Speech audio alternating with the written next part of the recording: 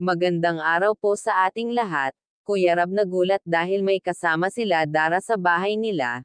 Yan po ang video na pag-uusapan natin ngayon. At bago tayo magsimula ay gusto ko lamang shoutout at batiin ang atin mga minamahal na mga viewers at supporters. Kuya Rab nagulat at nagtaka dahil may naabutan siya sa bahay ni Dara na babae. Sino itong kasama nila Dara?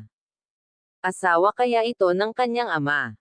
Kaya kung bago ka pa lamang sa aking channel ay baka pwede paki-subscribe at kung pwede wag po muna skip ang aking video para malaman ang nilalaman nito.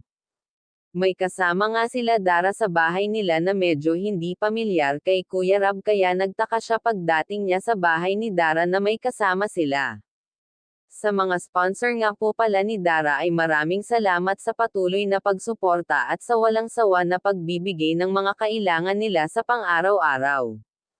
Dahil nasanay na si Dara na maging party ng Team Kalingap kaya alam na natin ang mga kaganapan sa bahay niya katulad ng pagdating ng kanyang ama.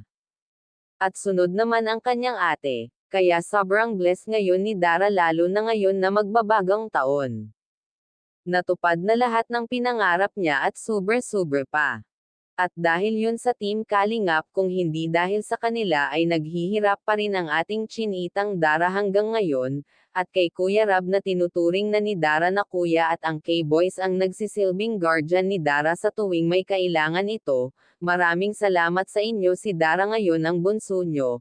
Kaya wag po natin kalilimutan suportahan ang ama ng ating kalingap na si Val Santos Matubang at hanggang dito na lamang ang ating mixing reaction again maraming salamat sa panonood.